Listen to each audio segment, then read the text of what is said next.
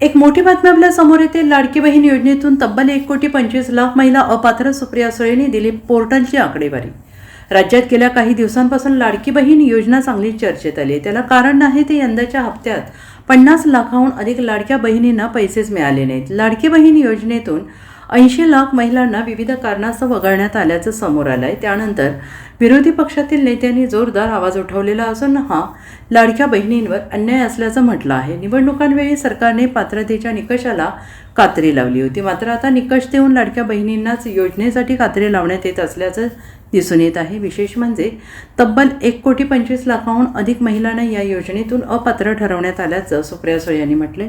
सुप्रिया सुळे यांनी ट्विटरवर पोस्ट करत म्हटले की लाडकी बहीण योजनेअंतर्गत सुरुवातीला 2,37,00,000 महिलांना लाभ दिल्याचा दावा राज्य सरकारकडून करण्यात आला होता।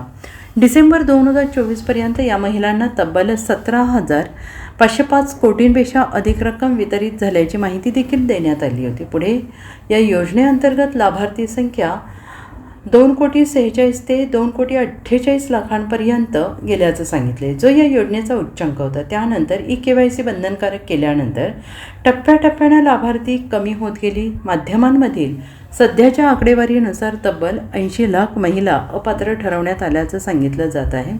आता सुमारे 1,66,00,000 महिलांनाच योजनेचा लाभ मिळणार असल्याचं समोर येत आहे।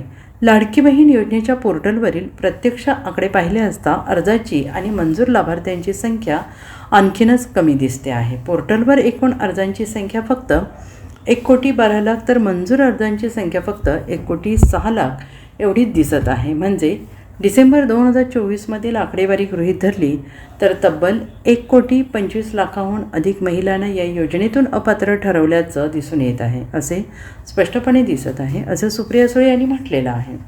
Bureau report SPN Marathi, Pune.